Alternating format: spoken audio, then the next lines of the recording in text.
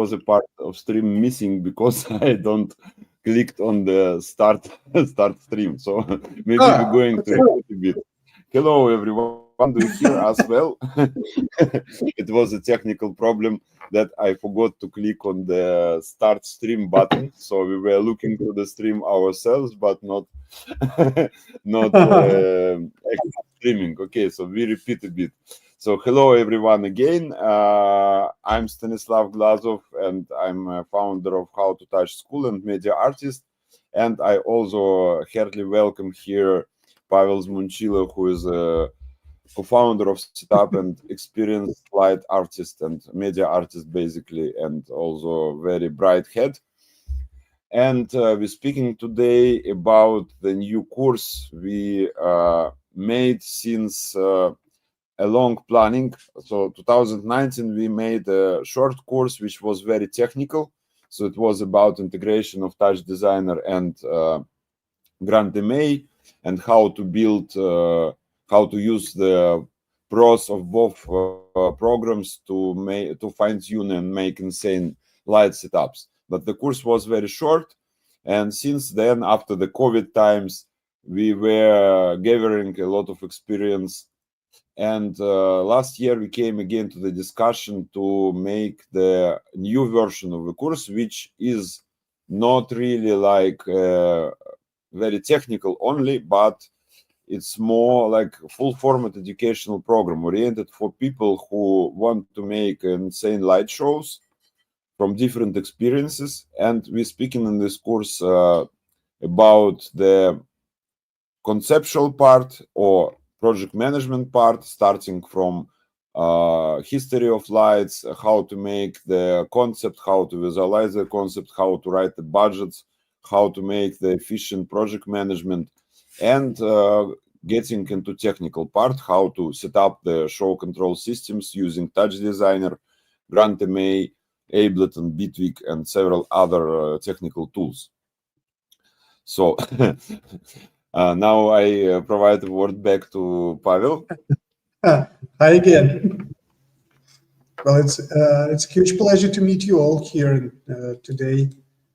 And indeed, it was a long discussion between me and Stanislav about this this educational product that we wanted to make real. We worked a lot on improving stuff that we did before and changing lots of things in it and looking at the logic itself from different angles. So what we're hoping to achieve now is more complex educational product that will prepare our students for real life situations and real life pipelines that I hope you will be working with. And excited to be here and excited to hear some interesting questions from our visitors, and excited to share some ideas behind what we are building.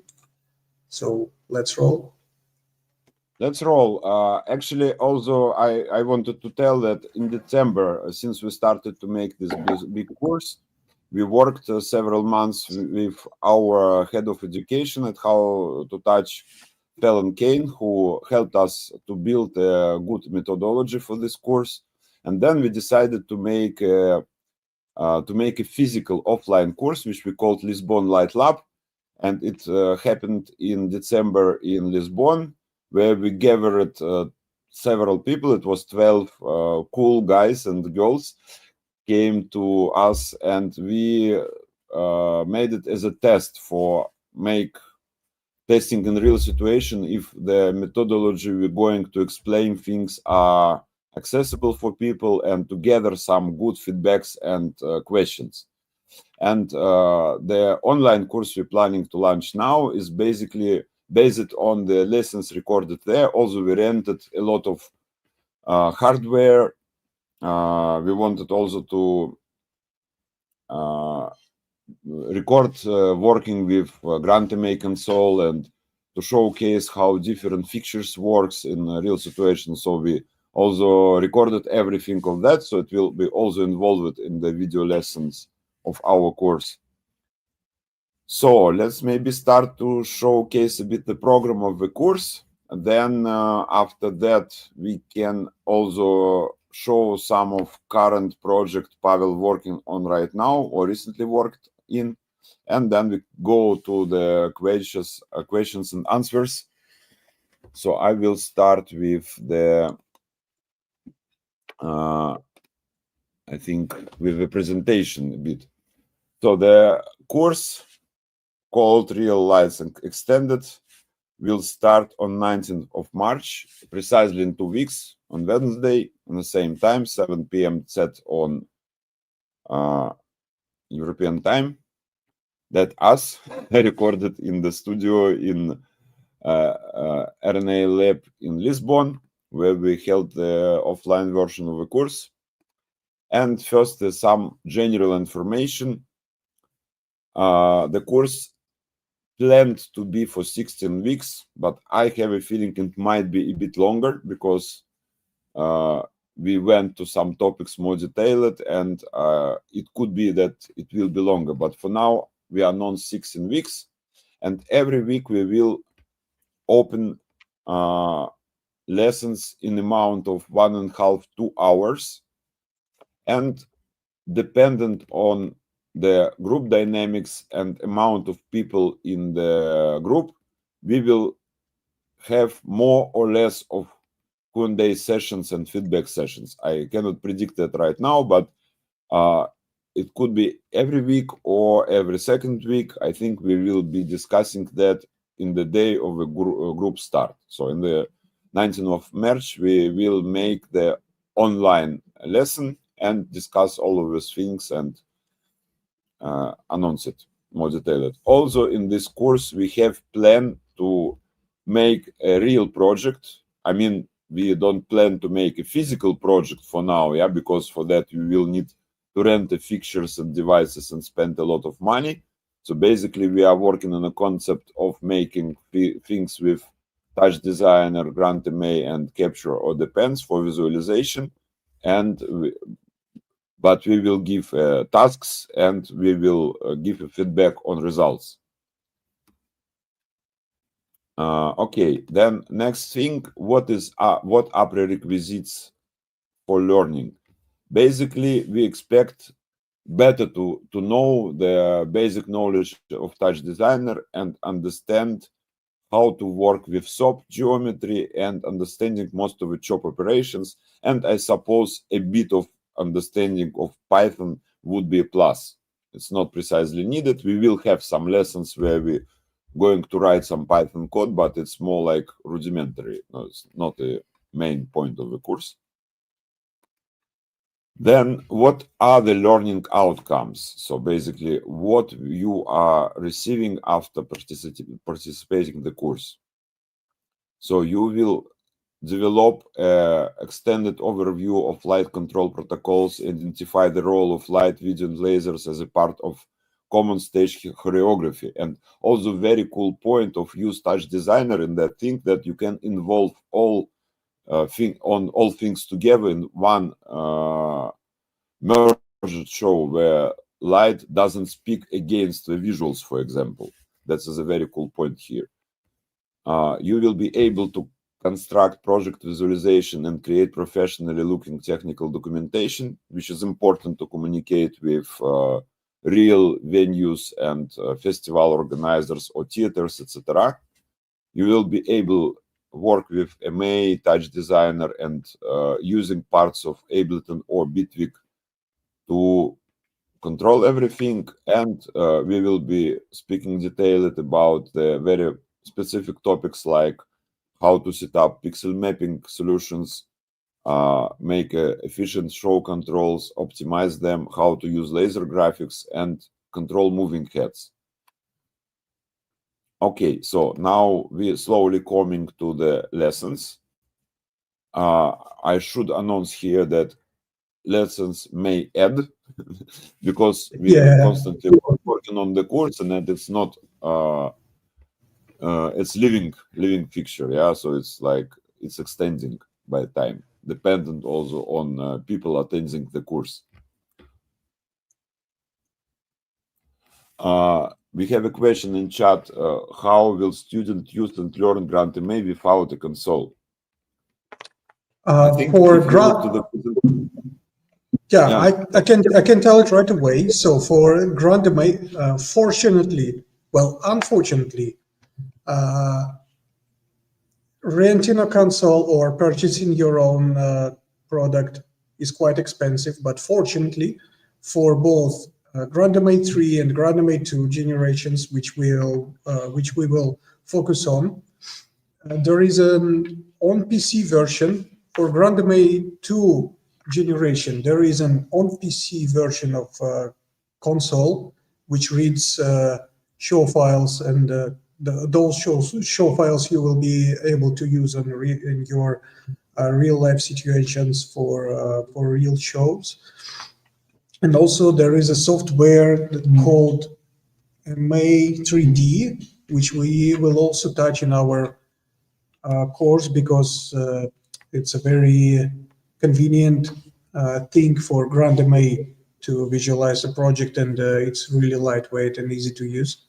And for GrantMA 3, those two things, like a console part and a visualizer part, are merged inside a single entity, a single product, and it is also available as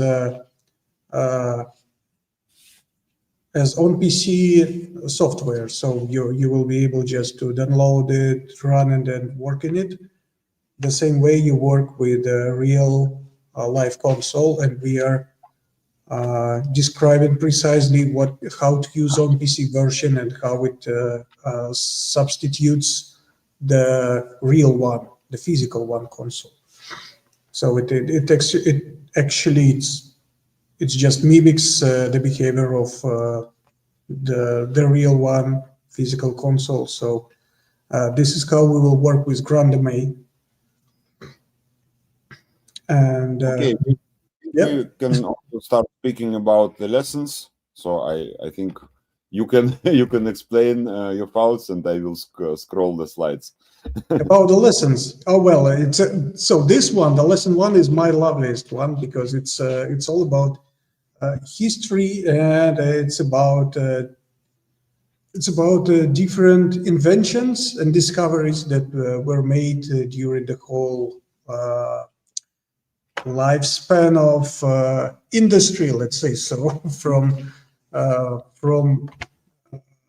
the very basic theater equipment up to modern moving light fixtures, intelligent fixtures, and all the protocols that we are talking about. We will be able to take a look at the logic behind it, and to me it's really fun thing to dig into history, because this is where lots of principles and lots of basis lies, which we are using now in terms of terminology that we are using, or some logic of operation, or some artistic maneuvers that we can utilize during our workflow. So yeah, this is lesson 1 will be about history, and that it will be a fun journey into past. And yes, so lesson 2, understanding model-like fixtures and their application. I guess it stands for itself. So again, coming from history to what is common between, for example, a simplest lighting fixture and modern modern complex moving head, for example, or complex fixture like the one that we can see on this image that consists of LED screen on one side and an array of lensed LED from the other side. This is also interesting because usually we are narrowed down to some, basic set of fixtures that are available in rent also somewhere, and we don't know a lot of some other interesting and some other complex things that are technically exist, but it's just not presented right here at your local rentals. And this may narrow your artistic vision, let's say so. So this is why it is important to understand the whole complexity of different types of different things that are technically available and technically achievable. So not to narrow down your vision, I would say. Control system and venues. Well, this is also partially about the history as well, the lesson number 1 that we discussed before, because all the control systems that we are talking about right now, whether it be like Grande Everlights or whatever manufacturer it is, they're all grown out of theaters, technically. So that there is still a remnants of different types of logic, I would say, that used in the different systems, and also there are different types of needs or different types of requirements that different control systems are working with. And this is also related to the venues. So, for example, what you need from theater control system will be something different than what is needed from the control system that works for the live, I don't know, EDM show, for example, or something like that. So this is why it is important to understand the range of the venues that you are working with, types of the shows, types of control systems, and types of things that you can do in different shows, or that is usually needed. I guess this will be about lesson number 3. Give me a sec, I will take a look at the question. I think let's maybe discuss all questions a bit later, because it will be a bunch. Yeah, sure. Okay. Yeah, sure. Answer every questions you have. Sure. So the lesson number 4, it's a very important one. It's not about how to punch buttons on a console or how to program things or code things in TouchDesigner. This is about what kind of people you will work with during the whole process. So what the process is about? The process is about building the show, right? So why do we need a control system, and what we are discussing now with the different types of fixtures or whatever, either if you a show designer or if you're a show programmer or whoever you are, you will be working with different types of people during the production process. So this is how your show and your ideas will come to life. And this lesson number 4 is about what kind of roles and what kind of expertise different roles has. You will need it. I hope you will need it for understanding, for proper understanding, what types of, for example, what types of materials you will need to request from whom during your pre-production process. What kind of equipment is available on the venue? Who will you ask about it? What kind of control system is available on the venue? Are you able to bring your own stuff, or are you able to rent stuff, or what you are able to rent? All of these things, it's a different types of responsibilities and a different types of people who are working with it. So that will be about different roles, so different actual roles that you will meet during your projects, during the time span of your projects. So from production management to, for example, lighting operators, it's totally different people and totally different roles and totally different fields of knowledge and responsibilities as well. You have to know who is who and who is working on what. So this is a brief overview of different roles for your actual project.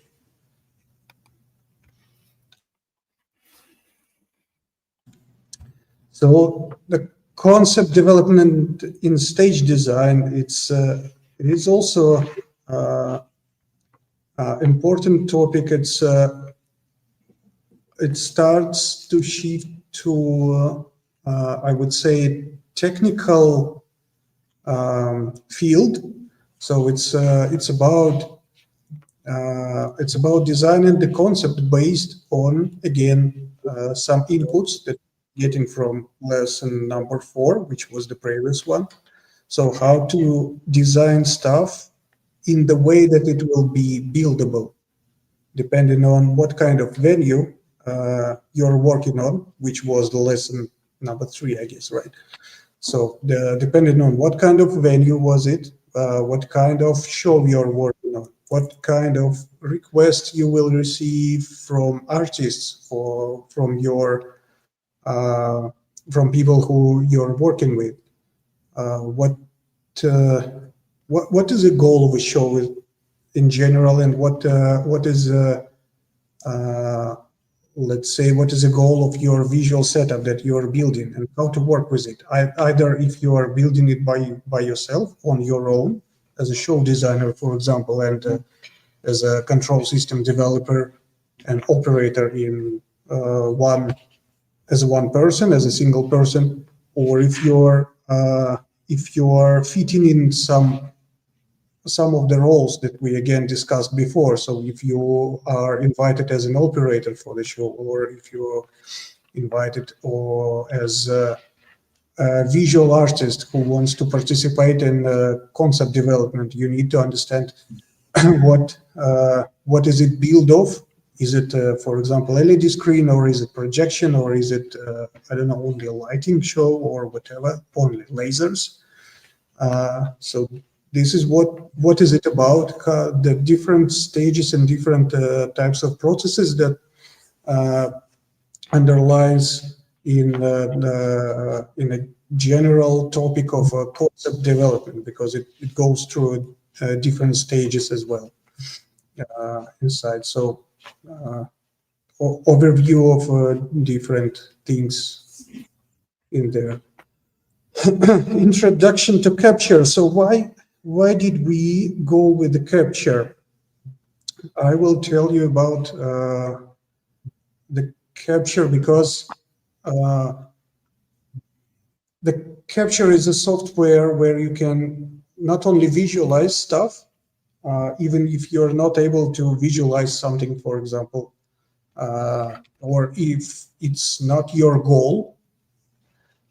This is the software that will allow you to accordingly that will allow you to easily construct the 3D model of your setup and export technical information and technical documentation that is needed for your setup or your design to be built in real life. So it means it may include the amount of fixtures you will be working on, approximate weights, power consumptions, DMX addresses, and all this stuff. And it's easy to interchange between, for example, GrandMA, so you can easily export your stuff from GrandMA or easily build your lighting setup in Capture and then export it and import it into GrandMA. And it will make your life lot easier, because you will then be able to work on a real 3D representation of your design in a GrandMA and use it with real 3D fixtures, positions, and all the stuff. And as I said again, it's important to be able to export proper technical documentation from whatever software, but we choose the Capture because this one is I guess one of the easiest one in terms of usability and functionality, I would say so. And also it has an educational license, which is also helpful for beginners. I think we have a plan also to make some Depence lesson in the course, but it's more like facultative additional material. Yes, we do. Yes, we do. We actually, for the group of students who we met in Lisbon, we made an additional Depence, two lessons about Depence. Why we did that? Because Depence is starting to be a sort of a leader in terms of visualization, but it's a very commercial product. It's one of the most expensive on the market, I would say. And there is also lots of power in it. I mean, lots of possibilities in terms of creating a good looking renders, for example, but you need to really know how to do that, because you need to hack it a lot. So this is what we discussed about Depence on our two additional lessons. So sending DMX data and fixture controls. So it's like Stanislav? Lesson 8, where we're actually starting more or less to getting into TouchDesigner and GrandMA. So first 7 lessons were more like about the preparation of light show, and starting from the lesson 8, we're actually getting into production. I think we might need to scroll the lessons a bit more faster in order to fit in the timing somehow. But okay, let's scroll. So we have several lessons starting from the lesson 8, where Pavel explaining how to get the data from visualizer and send data to visualizer back. So we were using also one lesson is about creating technical documentation. Yeah. And then should I turn back a bit some words about that? No, I mean, I already said, I guess, enough about technical documentation. It's the thing that you have to know how to do that if you are show designer or if you're lighting designer, especially, because this is okay, then something that other people will be working with. So. Okay, in lesson 11, it was a short intro to cover all gaps in TouchDesigner education, which is related to working with data transfer and modular setups. Then Pavel was making a big lesson about 16 and 8-bit DMX parameters, which is a very specific topic. Oh, yeah. Well, I don't know if I should expand on that here now. I don't think so. Yeah, so then, it's an important one.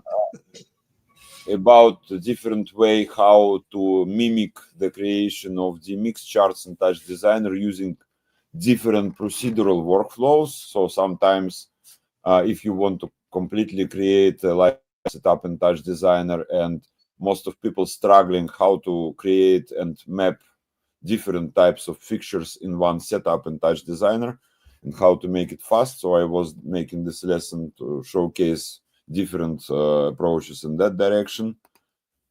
Then it was also some gaps covering lesson about geometry and data structures in TouchDesigner, which was oriented for understanding how to deal with laser graphics, because in TouchDesigner for now, for modern TouchDesigner until the new TouchDesigner version not came out, laser graphics is hardly related to geometry, and in order to efficiently do something with lasers, you need to have a good understanding in geometry.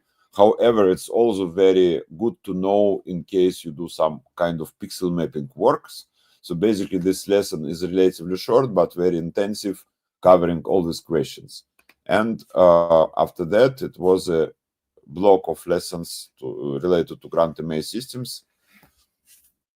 So yes, well, so what we did during the Lisbon course, we did mostly MA2, but we will also cover MA3, which is a newer version of MA family, a newer member of MA family. So MA2 is also still quite powerful and still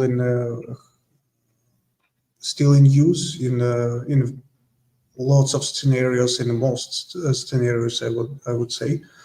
So this is what we did, and this is what we will continue to do. We have a few videos covering the physical appearance of a lighting console. In that case, it was MA3. Again, we will be working on both MA2 and MA3 in on-PC versions, but yeah, I believe we will make it work, and it will be clear for you to understand how the physical one works.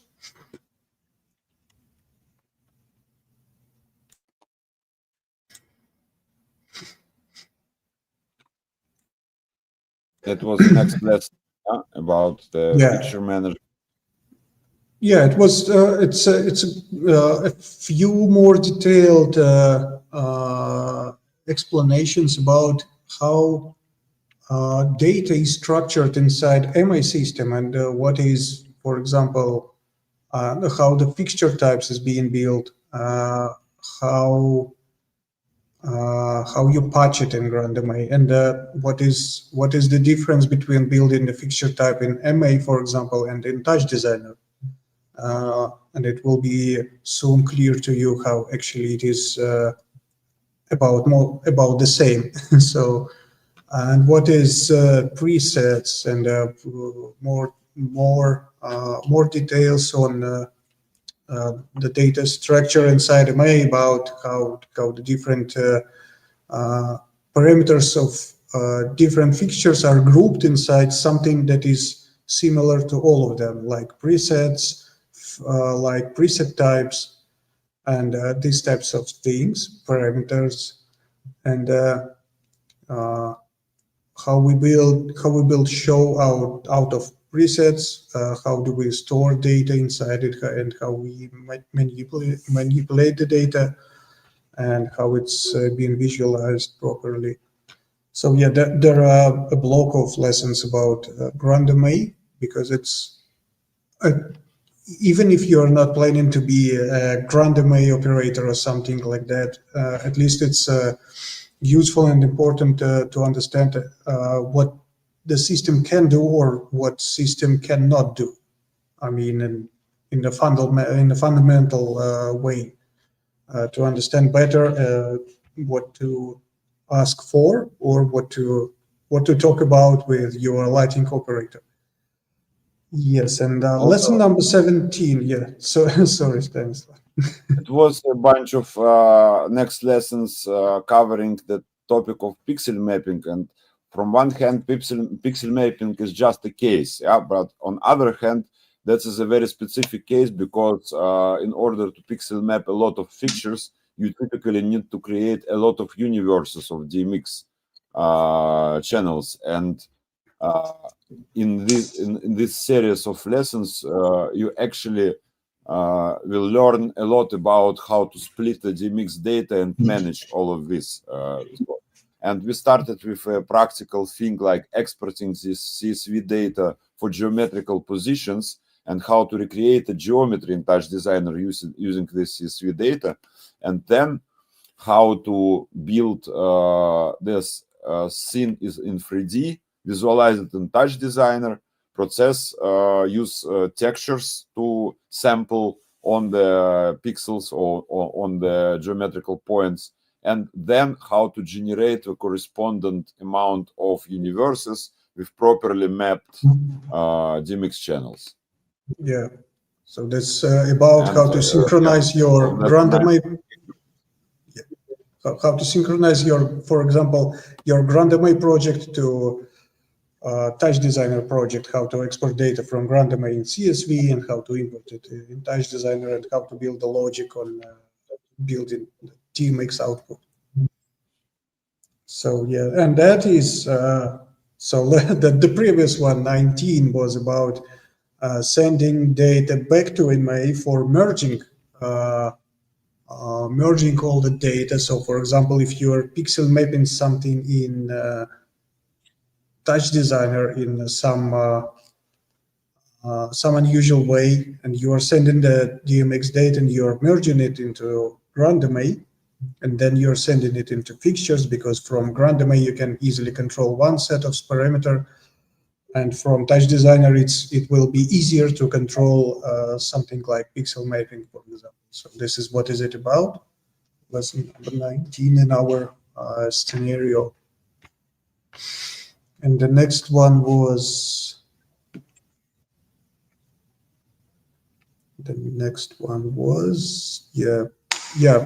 this is about MA3, programming in MA3. It's a more detailed overview of difference between GrandMA 2 and GrandMA 3, I would say. And also of using a hardware console, which we had in our laboratorium. Then this lessons is very specific because it's getting in much more technical level of how to optimize a huge light setups, where basically chop and sop processing is not powerful enough in sense of performance. So how to use a GLSL processing for lighting control and data processing for the big shows. And last 3 lessons are about of using time code and how to build a scenario of your show. So sometimes you can just schedule it using queues. Sometimes you need to build a flexible system which can make the automations. And for that, we are typically using some of DAW application like Ableton or Bitwig. And that will be a lesson which is covering practical tips about how to use the automation sources in light shows. Then a very sweet topic about moving head programming in TouchDesigner and GrandMA, how to calculate pan tilt coordinates in 3D space, and maybe Pavel can add some words to that topic as well. Yeah, well, there is a logic in GrandMA that is not often used. So the logic about calibrating your lighting setup and then assigning fixtures to track some virtual object in it, and then you're just controlling the coordinates of that logic, and all of your fixtures are tracking that virtual object. So what we can do in TouchDesigner further is assigning is building, let's say so, a slightly different logic of control pan and tilt parameters based on idea that we have our setup calibrated, which is also a different topic again, but still. So when that is idea of controlling complex lighting setups with more ease and using, again, the logic that is different from what the modern control systems can provide, which is technically accessing pan and tilt parameters one by one for every fixture in your setup and dialing it manually into different position presets, let's say so, and then doing some sort of transitions or effects based on that position. And here, what is available for us on TouchDesigner side for development is a totally different logic when every lighting fixture in your setup has its own tracking object, and then you can just manipulate with those the array of those objects or the matrix of those objects, and this will give you the ability of controlling the fixtures with the pan and tilt parameters in a different way and more organic, and it will look more interesting. So this is what we will be working on. Yep. Okay, so before we announce some kind of information about how to sign up to the course, I think we wanted to make some real-time showcase of the last project of setup. This is what we did. It's IC. It's our. So this is our project that we built for Integrated Systems Europe, the largest exhibition that happened last month. So this is our video. This is the render. Actually, we had one of our Lisbon Lights students involved, Jules, who was working in Unreal and who was synchronizing these things for the renders and working on our control system as well that we also developed during our course. So this is our render of the stand that we were invited to design.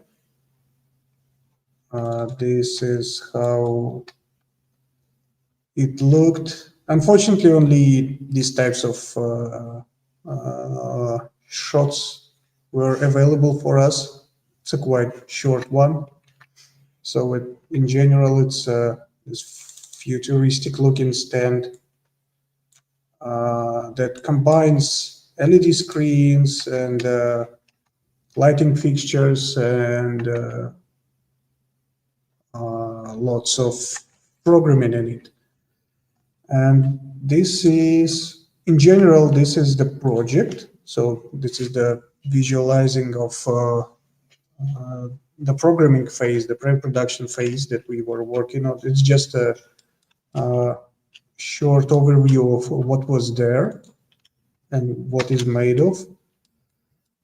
So this is actual proportions of the stand. It was made of LED screens, so we separate LED modules 50 by 50 centimeters, arranged in this sort of randomized way, and we have different types of lighting fixtures in it, LED strobes with different RGBs and also a separate set of white LED parameters, white LED pixels in it. So it was all the stuff was pixel mapped. 2 rings of moving heads, and this is actually the first version of this project, which had a matrix, an array of lighting fixtures in the very center of it, but later it was replaced with a LED screen, but still we can take a look how would it work with this pixel map fixtures. And here is a simplified version of Patch for TouchDesigner, and this is the type of the data, the texture that right now controls the behavior of our lighting beams, which we can see here. It's being mapped to the dimmer parameter of the lighting fixtures of beams. And here is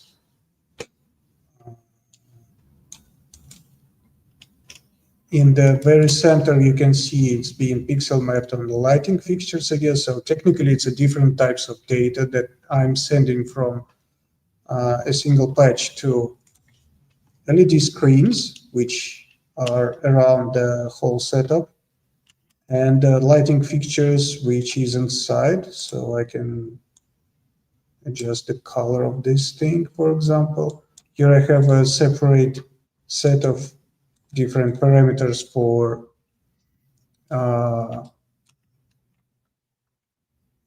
example, for these beams that we are working on. And this is how easy it is to work with when you have the whole setup pixel mapped, let's say so. So when you operate with from a single space, I mean from a single logical space, as in my case is a patch in TouchDesigner, and a single source of data which is being transmitted for both LED screens and lighting fixtures. This is how easy it is to manipulate the data, and how easy it is to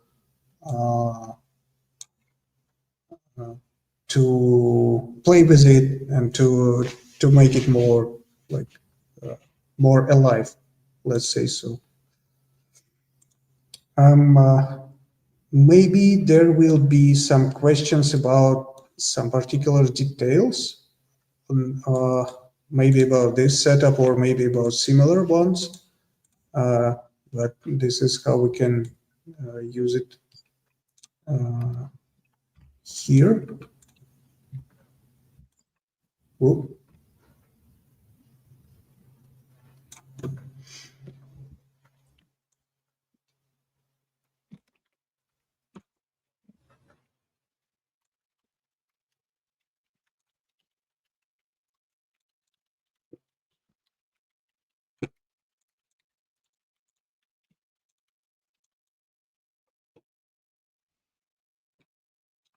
Here you can see it's being pixel mapped, so those lighting fixtures, which are strobes,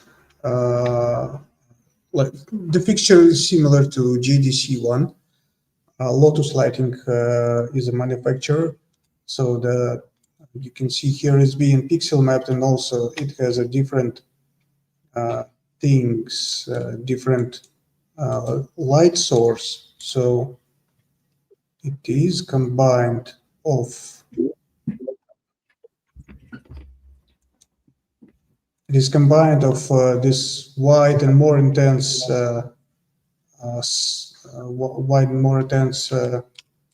stick of line of a white LED light source and RGB light source surrounding it.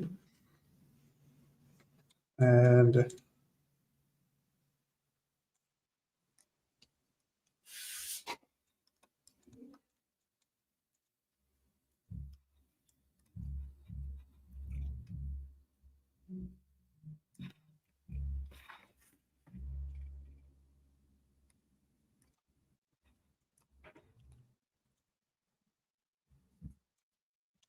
this is only the central part being pixel mapped.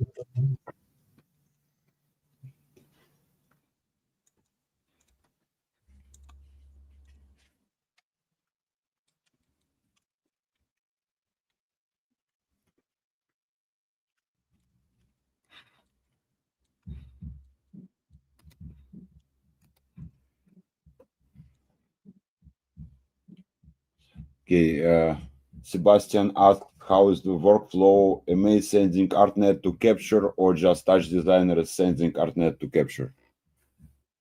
Right now, it's just TouchDesigner sending ArtNet to capture. In this particular case that I'm showing right now. So right now we don't have an MA involved, and I work only with TouchDesigner to capture in this case. Okay, I think it's a time to announce some gift for the visitors of our stream. I wanted to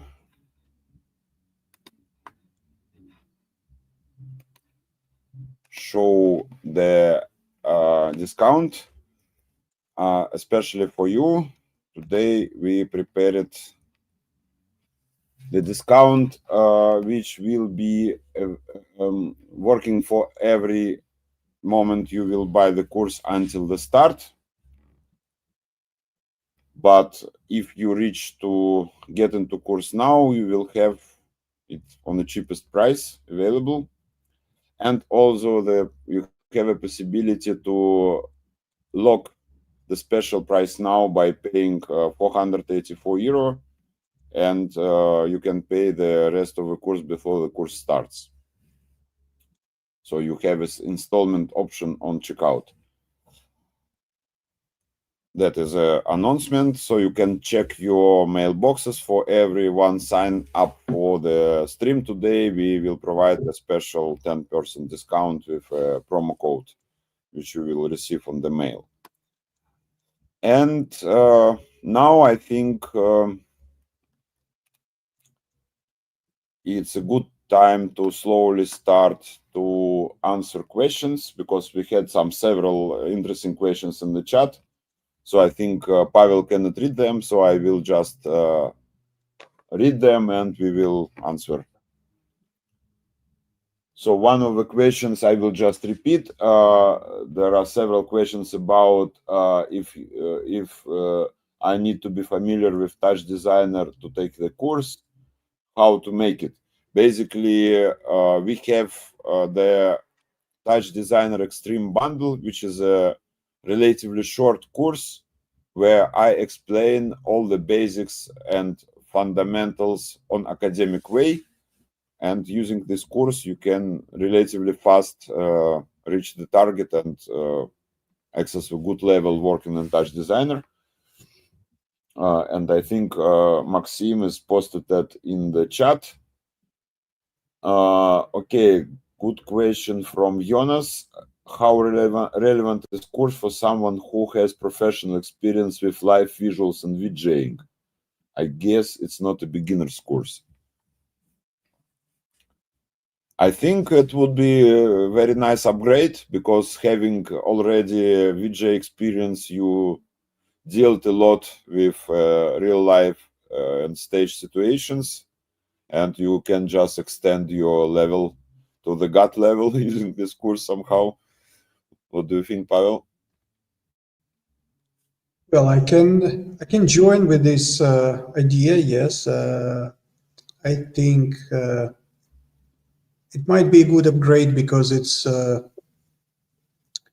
also covering like the visual art itself, like VJing or something. It involves different types of tools. So we don't know what kind of tools you used to work with, but working with TouchDesigner, and especially working on the TouchDesigner in terms of lighting, and working with lighting will make you see the processes also from a sort of a developer's point of view. So it will be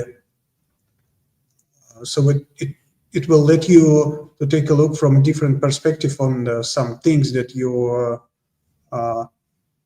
had also some sorts of understanding, but maybe you will expand your understanding and your knowledge even more, and that will. So what we are discussing, it's more about the like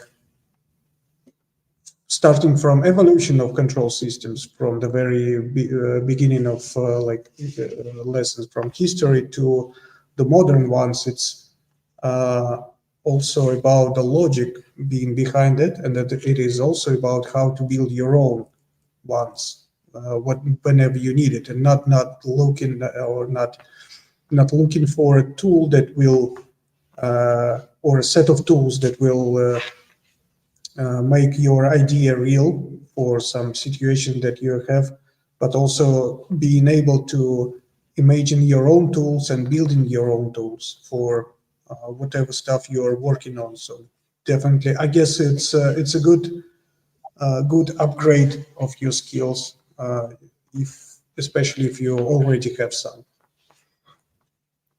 I think also from my side, the TouchDesigner is basically first what we need to tell about TouchDesigner. The TouchDesigner is not only 3D, real-time 3D program, but also basically a visual programming language. And it's visual enough to be accessible for the artist, so it doesn't need so crazy programmer's head, but still it's based on very accessible logic.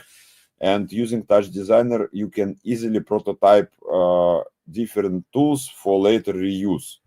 Also, because TouchDesigner can access any kind of hardware, both on inputs as well as outputs, you can use TouchDesigner as integration point of any tools you can make a symphony of together.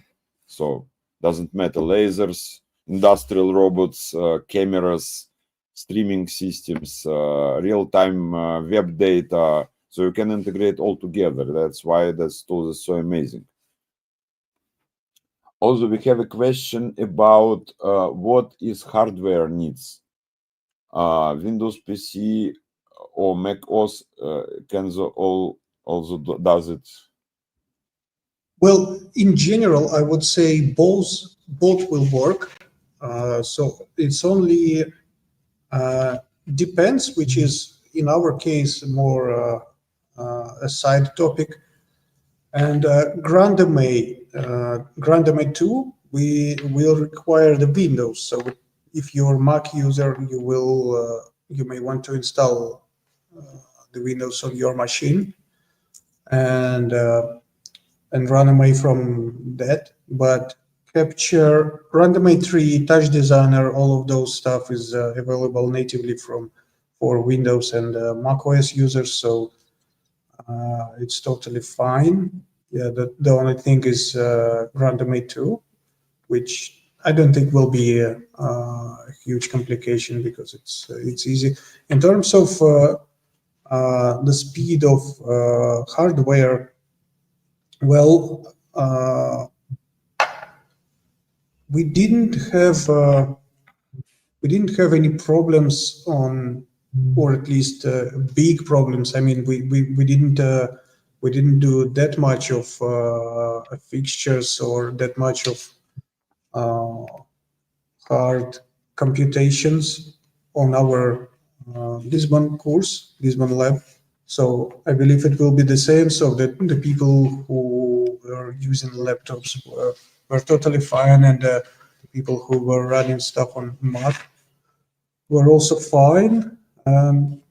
Yeah, I guess it's not something, I don't know. It's not a big computational load, at least.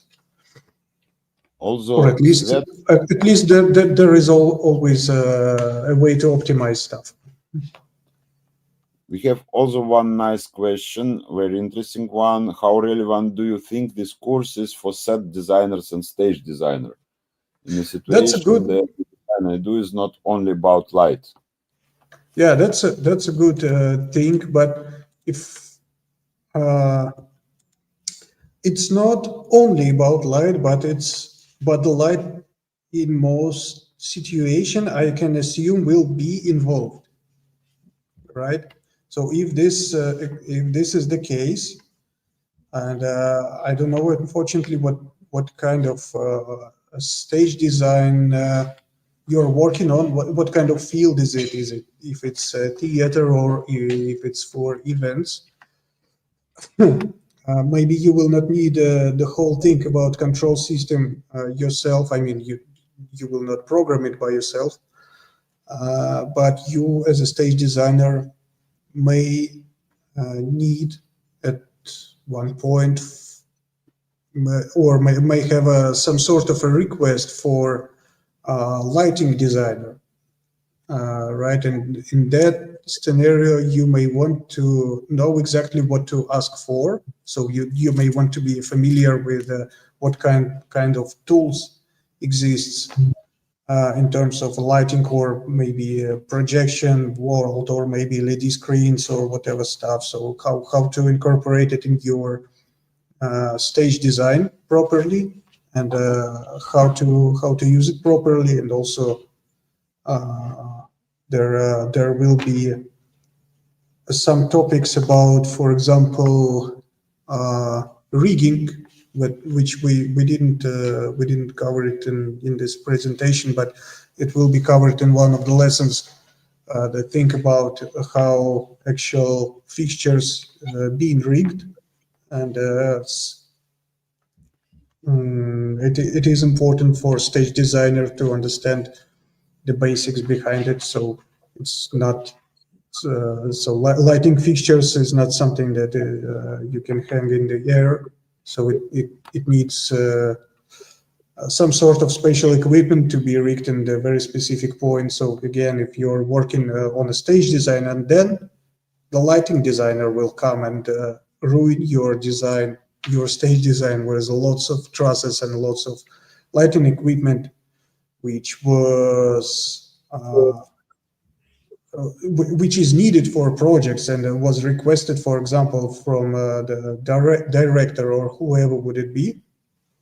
But it may be good to know about what things exist and how to communicate with the different types of people and different roles inside your project, which is we have a separate topic about, the whole separate topic about.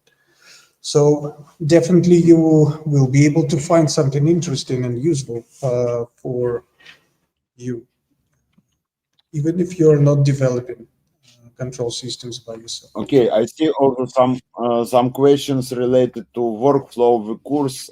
First, the course is basically asynchronous, so you don't need to be precisely on 7 p.m. set every week on the lesson. Yeah, so you will receive the access to the video lessons. You will have a student chat where we, as soon as possible, will answer the questions and discuss stuff. And you can work on your own tempo. So then related to the length of the access, okay, we cannot officially say we will provide lifelong access to the course, just because, I mean, no one knows what happens in the future. But typically we provide access for 2 years in our LMS system. And sometimes people who didn't manage to learn some course in that time ask me about to prolong the access, and we always solve the situation. So then, if in case you not received the mail, please check the spam folder. In case you will still not find the information, I will show you my contact. It's Telegram Messenger. You can find me and write me questions, yeah, and I will answer. And I think we have some small other questions. I mean, one question is not that small, is very, I think, important. How to find the first job in the industry? Jake Stevens asked. Well, it's a good question. It's a really good question. It's a really good one. Well, I guess you will.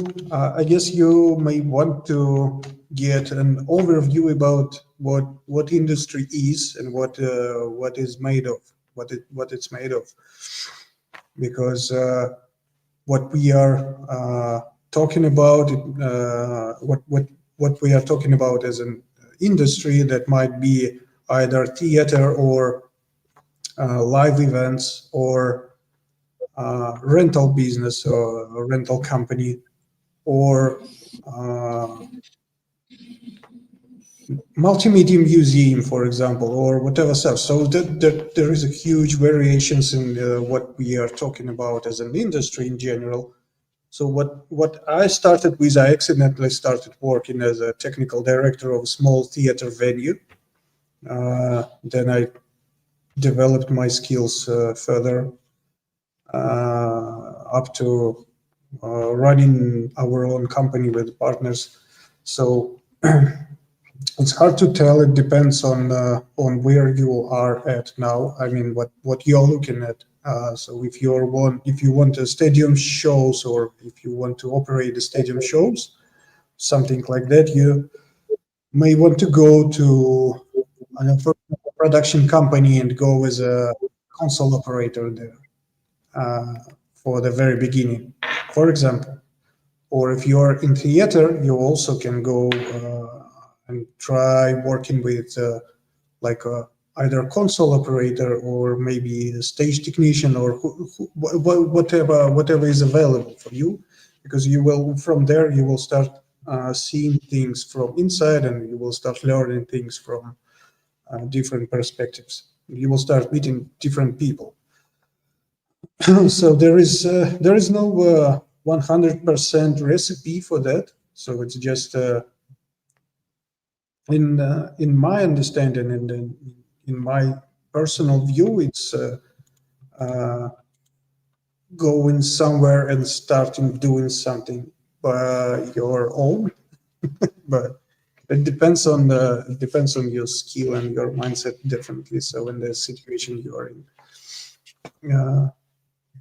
So yeah, well, one thing is learning stuff. Another thing is applying that stuff that you have learned to reality, to real life situations, which is not the same.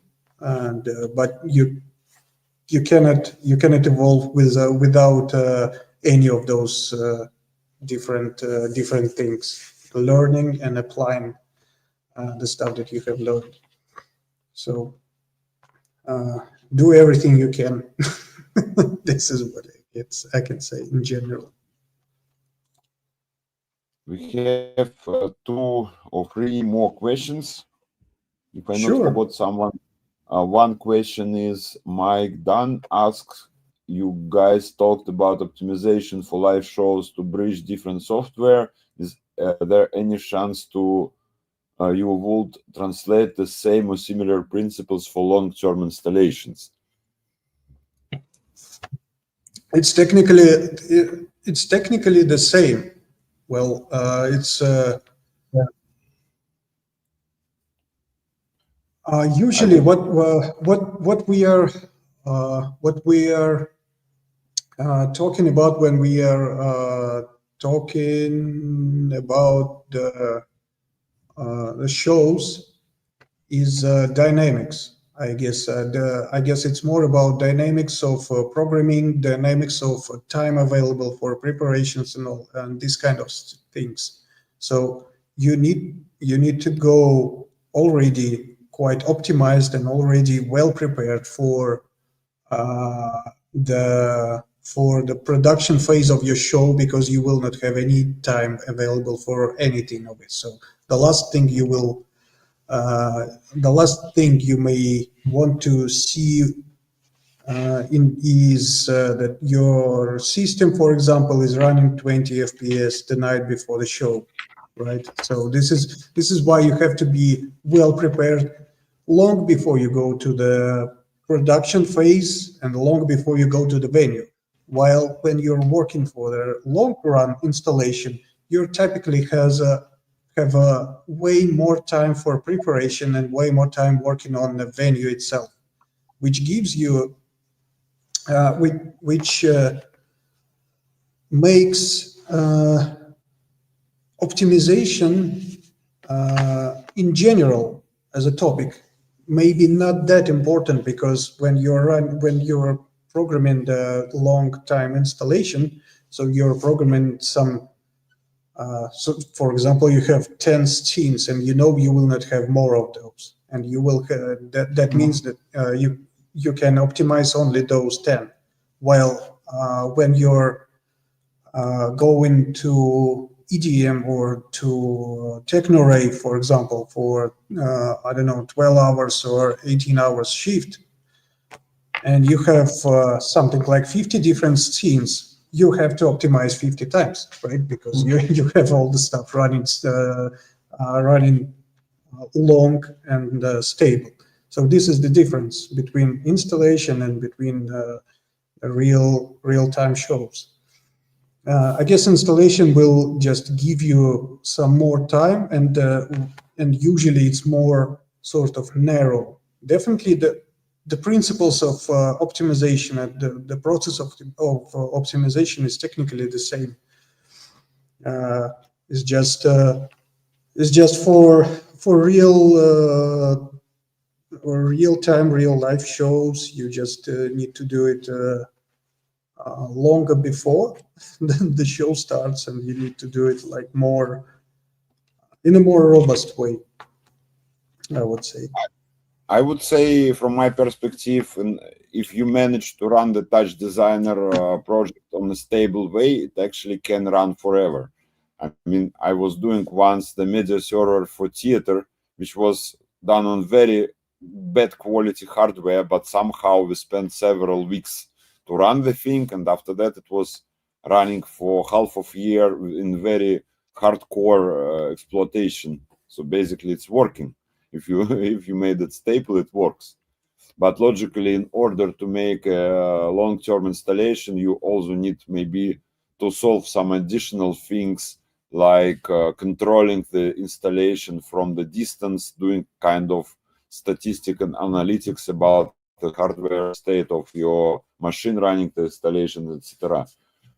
Also, maybe the control system itself will look a bit different. In that case, actually, the topic about using Ableton or Bitwig make fit better than in real life situation where you actually play live related music by hands.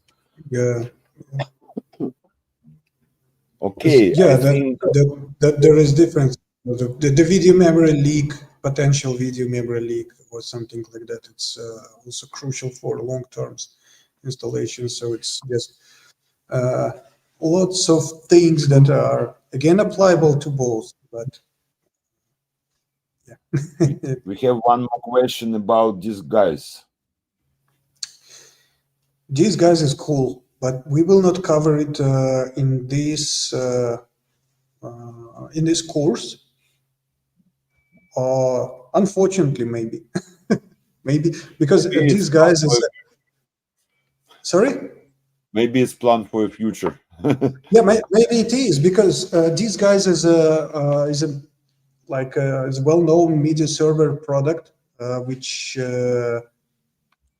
is I don't know how to say it. I guess it's well built and well encapsulated in its own ecosystem. And what we are discussing more is an idea of creating your own tools for your own needs, obtaining the skills that will allow you to scale your knowledge in a different ways and build your own stuff. So this is like you will learn these guys anytime. I mean, you will, but to learn this way of thinking is a slightly different way. Okay, I think we're slowly getting to the end. I want to announce that actually I'm seeing that some people are already signed up, so I'm very happy because we have spent a lot of effort to make that cool product for people who wanted to achieve big aims in the industry, and I'm happy to make a cool group together for the intensive learning. And yeah, I hope to see all of you on the course, or some of you on the course. And I don't know, maybe Pavel want to tell something on the end. Well, I'm just excited and looking forward to seeing you all, and especially for our Q&A sessions, because this is what I'm obsessed with, to be honest. So yeah, looking forward. Yeah, I think for people who are doubting about the entry level, I mean, the course is asynchronous. Actually, one hand, more you know, more you get. But other hand, if you're scary, just come and ask questions, and actually you will have, maybe you will need to spend a bit more effort to reach to the level. But in the same time, if you have deadline, it always helps to to learn faster. And also, Yeah. I think one of the important things in the course is actually the methodology, and that if you have a curated homework, it brings your concentration in some point. So basically, that's also very helpful for learning, especially for example, for myself. So I think I see one more question. We don't cover it. Do you also spend a lot of time learning to create crazy visuals like ray marching techniques of programming fluid themes using GLSL? Is it like 50% doing that and 50 doing all the stuff shown in here? Well, you know, it's it's uh, it's hard to tell how, like, what proportions of your time was spent for what, because it's what we are trying to slice in our course is technically a sum of mine around 10 years and Stanislav's around how many, 12 20 or something like that. So it's just, something. yeah, so it's, you know, you're not learning linear in a linear way. So you're just you're you just learning stuff, and then you realize that it's around like 5 years past, and you know how to do that, and you know how to do this, right? But it's really hard to tell that I have spent let's say 1 month learning ray marching technique and now I know it, because this is technically not how the brain itself works. So it needs lots of time to pack information, to make interpretations, abstractions, and all the things. So it's hard to tell how many time you have spent, because you learn a lot when you are merged into project. So and it's not happening all the time, and you cannot predict it, right? So when the project appears and you start working on it, especially if it's a long time stuff, when you will be working like 1 or 2 years, so you're totally devoured by this project, and you just cannot think about any other stuff. I'm not telling about ray marching. You don't know. You can forget how to, I don't know, drink or how to talk to people or whatever stuff. But then after time passes, you just realize you know how to, I don't know, how to manage huge scale MA systems, and you already know how to you also know how to manage a huge laser setups, and you know how to create the content for all the things. You can't remember how many hours during that 2 years you have spent on learning what exactly, but you just know that you know. That's a funny thing that there is no I don't know how to say it, no concrete way to say, yeah, we are like 40% of our time is learning GLSL techniques, and other 50 is something else, and the rest 10 is something else. So yeah, I guess it depends also on your on how your brain functions or how you're experienced in, I don't know, math or something. So it's like different, the things that you are measuring in slightly different way, I guess. You still can measure it, but not in this way, for me at least. We have one more question. Do we need to purchase? Do we need to purchase the software? I would say for TouchDesigner, basically, its education or its free license is more than enough to learn, especially for light, because it's only limited by the resolution of the render. So in that case, we don't use the render. Mostly we just use the DMX channels. So until you reach 2000, how much?